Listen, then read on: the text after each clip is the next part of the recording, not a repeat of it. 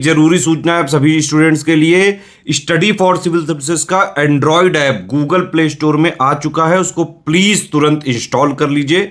और अगर आप स्टडी फॉर सिविल सर्विसेज के सिर्फ ऐप से कोई भी कोर्स, कोई भी पीडीएफ परचेस करते हैं तो उसमें अप्लाई कूपन, अगर आप ज्ञान सर जो है आप उसमें अप्लाई करते हैं, ये कूपन कोड है, तो उसमें 20% फीस तुरंत माफ हो जाएगी। मतलब 20% डिस्काउंट तुरंत उसमें लग जाएगा।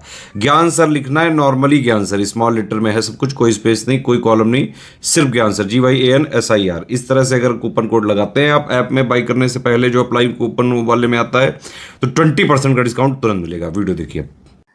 नमस्कार दोस्तों, एक बार फिर से आपका स्वागत है सी सेट प्रिपरेशन के इस चैनल पर। दोस्तों, आज की इस वीडियो में हम लोग सी सेट के टॉप 1500 प्रश्नों की श्रृंखला में एक क्लास को और आगे बढ़ाएंगे। यहाँ पर हम लोग प्रश्न संख्या 90 से आगे बढ़ेंगे। इससे पहले की वीडियोज अगर आपने नहीं देखी तो आप प्लेलिस्ट में जाकर जरूर देखिएगा।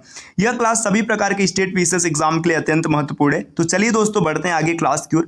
इससे पहले कुछ जरूरी सूचना, अगर आप टीम के पेड कोर्सेज से जुड़ना चाहते हैं पीसीएस के कंप्लीट प्रिपरेशन के लिए, तो इन दिए गए नंबर पर कॉल या व्हाट्सएप करके टीम के पेड कोर्स से जुड़ने की प्रक्रिया समझ सकते हैं।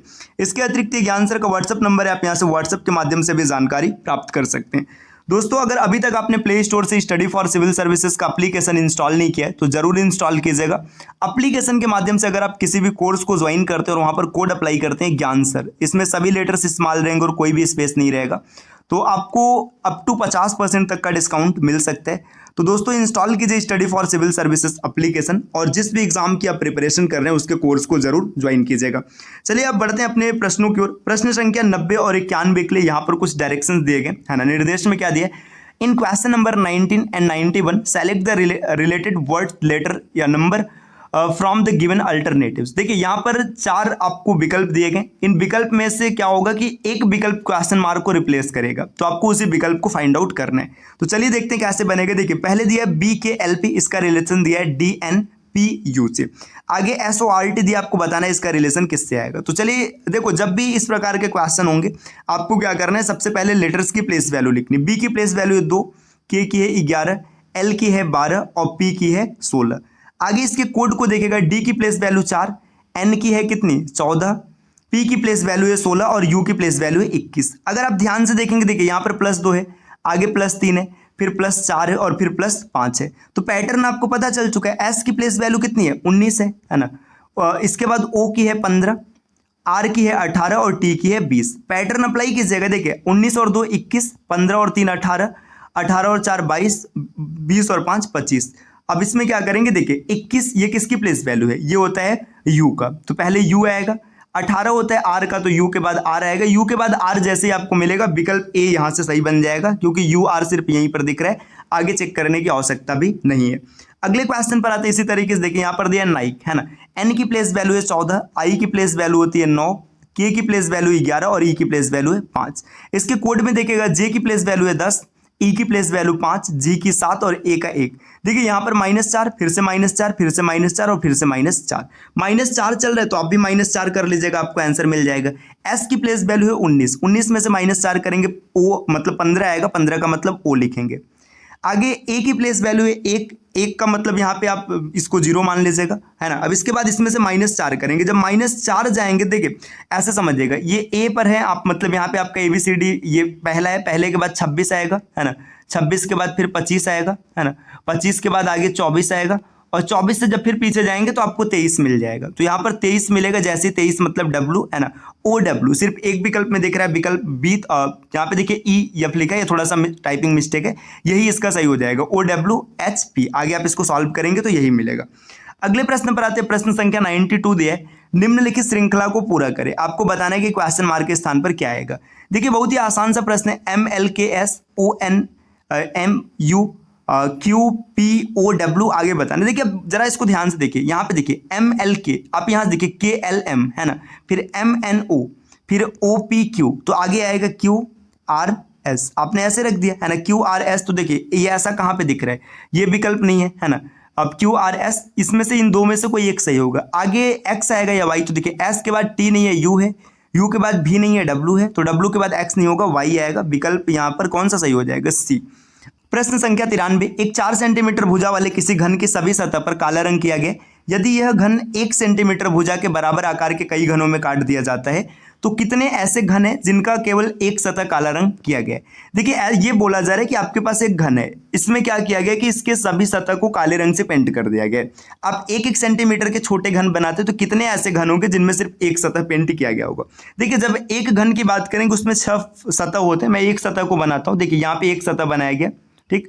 अब ये मान लीजिए 4 सेंटीमीटर का है। अब 1-1 सेंटीमीटर में काटेंगे तो ऐसे देखिए यहाँ पर 1, 2 और 3, 4 ये ऐसे कट जाएगा। इसी तरीके से यहाँ पर इसको भी काट लेंगे। अब देखिए इनमें थोड़ी सी परिस्थिति आप एज्यूम कीजिए और समझिए। देखिए ये जो सबसे कोने वाला है, जब आप घन को पकड़ेंगे तो सबसे कोने वाले तीनों फलक पेंट होगा। ऐसे कितने होंगे? घन में 8 कोने होते हैं, तो ऐसे जो आपको ये दिख रहा है ना, ये 8 ऐसे होंगे जिनमें क्या होगा, जिनमें 3 सतह पेंट होगा। अगर कभी भी पूछ लेना कि घन के कितने ऐसे मतलब छोटे घन होंगे जिनके 3 सतह पेंट होंगे, तो उसका आंसर हमेशा 8 लिखेंगे, है ना। देखिए इन 2 की बात करें, ये 2 ऐसे हैं ना कि क्या होंगे, इनमें 2-2 सतह पेंट होगा, तो ये फार्मूले से निकाला जाएगा। इससे फिलहाल यहाँ पे 1 की बात किया गया, तो पहले हम लोग 1 की बात करते हैं। अब देखिए 4 ऐसे बच रहे हैं जिनका सिर्फ एक सतह पेंट होगा, है ना। ये 4 1 में दिख रहे हैं। टोटल कितने सतह होते हैं? 6 सतह होते हैं, तो आप लिखेंगे 6 × 4 6 चौका 24। 24 ऐसे होंगे जिनमें सिर्फ एक सतह पेंट होगा। विकल्प डी इसका उत्तर बन जाएगा।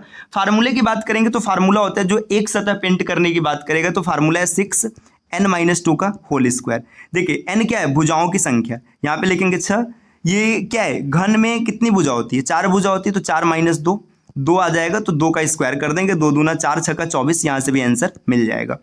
अगले क्वेश्चन पर आते दोस्तों, प्रश्न संख्या 94। उस प्रतिक्रिया आकृति को पहचाने जिसमें दिए गए आंकड़े पाए गए हैं। देखिए यहाँ पर ये एक ये प्रश्नाकृति दिया गया है ना, कि मतलब ऐसी आकृति किस में मिलेगी। तो चलिए देख लेते हैं किस में होगा। सबसे पहले हेक्सागन की बात करेंगे। देखिए ये एलिमिनेट हो गया, ये भी एलिमिनेट हो गया, हेक्सागन यहाँ पर आ रहा है। इसके बाद देखिए ये वाली आकृति नहीं मिल रही, तो ये भी एलिमिनेट हो गया, तो विकल्प ए इसका सही उत्तर बन जाएगा। अगले प्रश्न पर आते हैं, प्रश्न संख्या 95। 95 में दिए गए आंकड़े में वृत्त उन व्यक्तियों का प्रतिनिधित्व करता है जो हरा रंग पसंद करते हैं। मतलब वृत्त किसको बताता है? जो हरे रंग को पसंद करते हैं। त्रिकोण लाल रंग वाले को बताता है ना। और वर्ग उन लोगों का प्रतिनिधित्व करता है जो नीला रंग पसंद करते हैं। तो उस क्षेत्र का पता लगाएं जहां व्यक्ति नीले और लाल रंग पसंद करते हैं किंतु हरा रंग नहीं। देखिए आपको बताना है कौन सा ऐसा होगा जहां पे हरा पसंद करने वाले नहीं है। तो जितने भी हरा पसंद करने वाले सबको हटा दीजिए, है ना। वृत्त हरे रंग को दर्शाते, तो वृत्त को आप देखिए, यहां से आपने वृत्त खींचा, इसमें जितने लोग हैं सबको हटा दीजिए क्योंकि इनमें हरा आ जाएगा। अब आपको वो बताना है जो लाल और नीला दोनों में है, तो दोनों में कौन है? यहाँ पे सी दिख रहा है, तो इसका सही उत्तर हो जाएगा विकल्प डी, क्योंकि सी यहाँ पर दिया गया है। अगले प्रश्न पर आते हैं, प्रश्न संख्या 96 दिया। निम्नलिखित में से कौन सा एक द्विपक्षीय संप्रेषण प्रतिक्रिया का आवश्यक तत्व है? इसका उत्तर क्या होगा आपको कमेंट करके जरूर बताना है।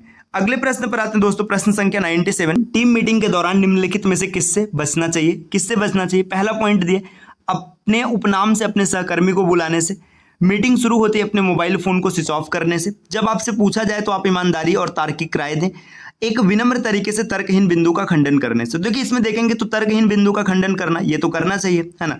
और पूछा जाए तो ईमानदारी से राय देना चाहिए, ये भी सही है। मोबाइल स्विच ऑफ कर देना चाहिए, ये भी सही। तो इसका सही उत्तर हो जाएगा विकल्प ए, इससे हमें बचना चाहिए।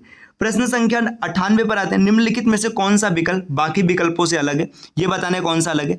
कुतुबुद्दीन ऐबक, इल्तुतमिश, जहांगीर, रजिया सुल्तान। देखिए जहांगीर को छोड़ करके और सब दिल्ली सल्तनत के हैं और जहांगीर मुगल काल का है, तो ये यहाँ से जहांगीर सबसे अलग हो जाएगा।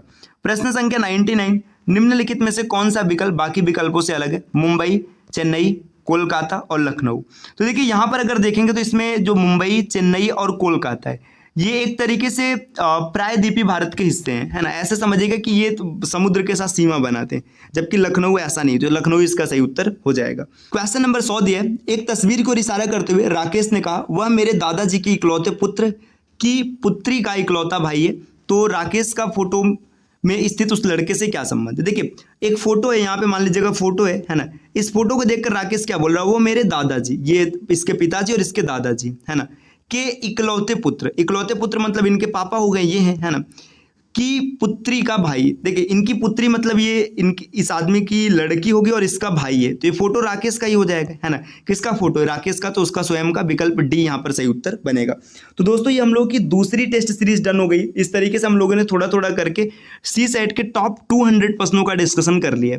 ये सीरीज लगातार चलती रहेगी और टोटल 1500 क्वेश्चन आपको डन कराए जाएंगे। अगर आप 1500 क्वेश्चन को पूरा फॉलो करते हैं और उसका रिविजन करके जाते हैं तो सी सेट का पेपर चाहे जिस स्टैंडर्ड करे आप उसे आसानी से क्रैक कर लेंगे। दोस्तों अब आपसे मिलते हैं अगले वीडियो में कुछ नए प्रश्नों के साथ, तब तक के लिए नमस्कार।